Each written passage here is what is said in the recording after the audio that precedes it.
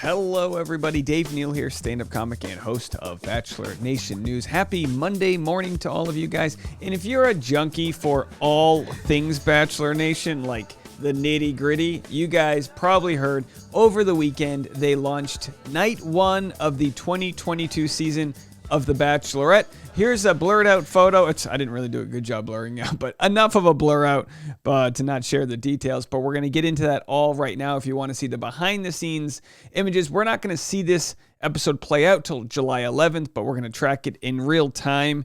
If you don't like to follow spoilers, maybe this isn't a video for you. There's no real spoilers, just a couple behind the scenes images.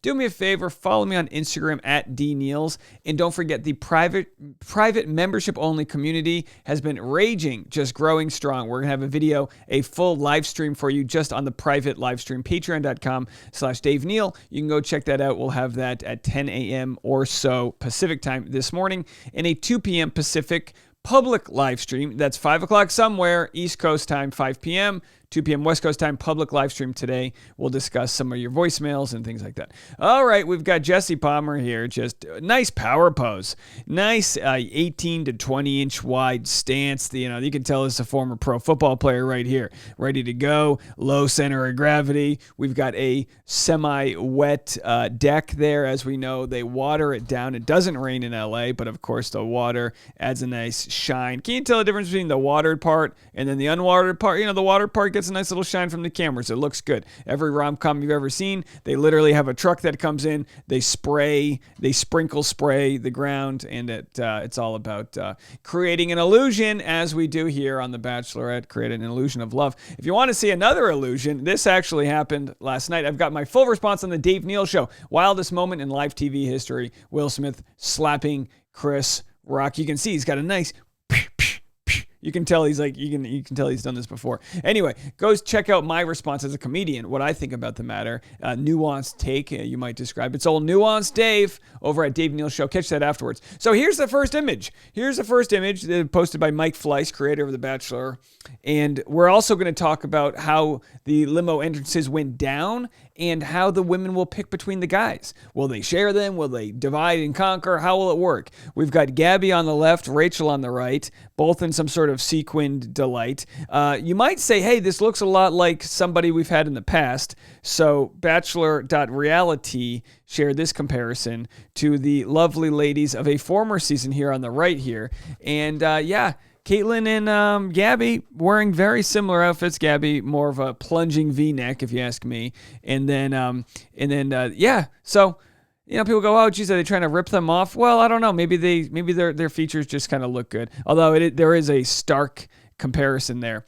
All right, so let's keep the party going here. Some other photos that came out. Here's a behind the scenes that Mike Fleiss posted. The journey has begun. ... The Bachelorette. And here are some nervous men waiting. How lonely would it be to be one of the first guys out of the limo? You just have to sit there and make small talk with the next guy. Would you rather be first out of the limo or last out of the limo? I guess that's a good question here. Maybe first. Maybe just get it out of the way. I don't know. Either way, as you can see, this is filmed in the Bachelor Mansion, which I don't know if this is a promise I've made, but I said if we could get to 100,000 subscribers, I'll do a live stream from the Bachelor Mansion. If you guys aren't familiar, you can actually rent this mansion for the weekend. I think it's about $7,000 to rent it for the weekend. But hey, it's a tax write-off, right? So you can see here, this is how they film without making a mess in mansions. Because look, this is just a mansion privately owned. They have these sort of tension rods that they set up across the beams. That way they don't have to drill holes, and they add all of their extra lighting. So all of this lighting is brought in just for when they're filming. They'll spend about a week filming at the mansion, and then they're going to head off to Paris. They'll be filming in France, and then we'll see where they go thereafter. It takes a lot of light to make people look good. And again, here's another image from the monitors. These are probably the names of the camera operators, Tully and Racco, or those are code names for the different cameras.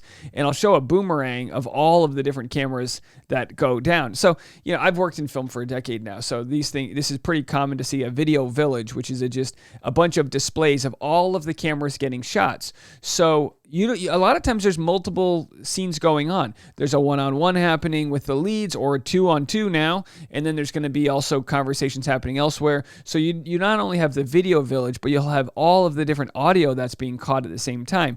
You can edit it in post-production, choose camera 3, camera 5, but if this was like a football game going on, you would have a director that's literally saying, all right, cue camera 3, cue camera 1, and you're literally calling it out as you watch it, kind of like, Minority Report style. But of course, on this show, all of the angles are being banked, recorded, and then they can edit it afterwards. But just to get a good idea of what they're seeing, let's have a boomerang watch here. So this is all of the different camera angles. Now, my thoughts are, let's do a quick look here. It looks as though, you might see 9 different cameras on each TV. I don't think there's 27 cameras going. I would say there's probably 9 total, and each monitor has the same screen happening. But again, hard to tell. A lot going on there. Not all of these are live feeds. It might be playback of things they've already shot, what's live, and then maybe what they're working on. So obviously we're like grasping at straws here. We look at this blurred image, but it's interesting to see. A lot of times people don't look at how the sausage is made. They just see the end product and think that every camera miraculously found every shot. No, lots of cameras. They shoot on what's called a 180. So if you see here, they'll have if this is a 360, right, you've got the 180 degrees, which is halfway, and all the cameras will be on one side pointing in a direction. That way it's like kind of so you don't kind of shoot at other people and get a camera in the shot. But obviously when someone's storming out, Katie's leaving, Greg Grippo's running by, those guys are scrambling. They've got ear monitors. They've got, we need Grotto to go cover the patio. Tony, are you on the porch? And it's literally shot as if they're like running a bank heist. And that's production, folks. So here's another image of them shot from afar. This is Gabby and Rachel looking dazzling. Look, it's one of those things. Everyone's got their type when they pursue love. I think Gabby and Rachel are different enough that a guy that might be into Gabby might not be into Rachel, and vice versa.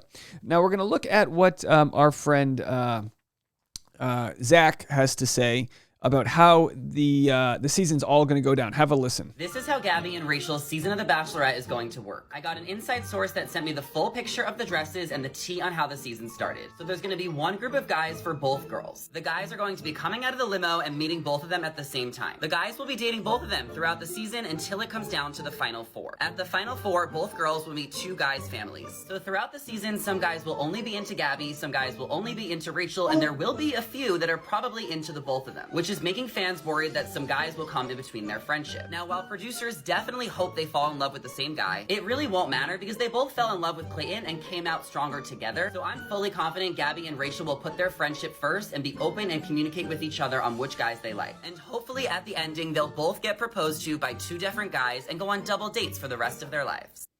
Now, very well said. Thank you so much, Zach. It's very optimistic to think that they'll put their friendship first. And no. I mean, yeah, absolutely. But there will be instances where Rachel's talking to, or Rachel tells Gabby, "Hey, I really like Tony," and then cut to later on, the producers are going to be like, "Can we get Gabby and Tony's one-on-one date?" This is going to happen. They're going to very subtly have eyes going in different directions. It's going to be a very different power dynamic than being the sole person competing for love. But this is what you see at any bar across America, right? This is what you see at every bowling alley, every speed dating event. There's competition. Competition can help people decide what they want, right?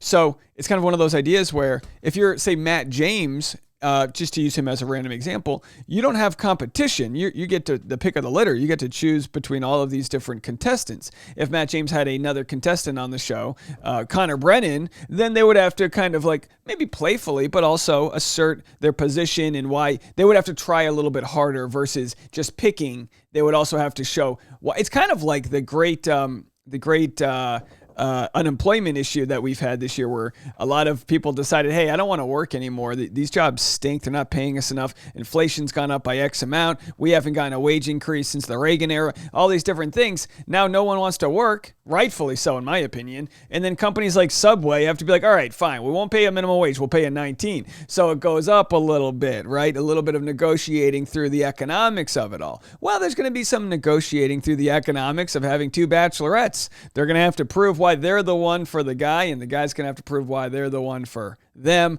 and we're going to see how it all plays out. July 11th, plenty of content coming your way in the meantime. Bachelor Nation doesn't sleep, and neither do I.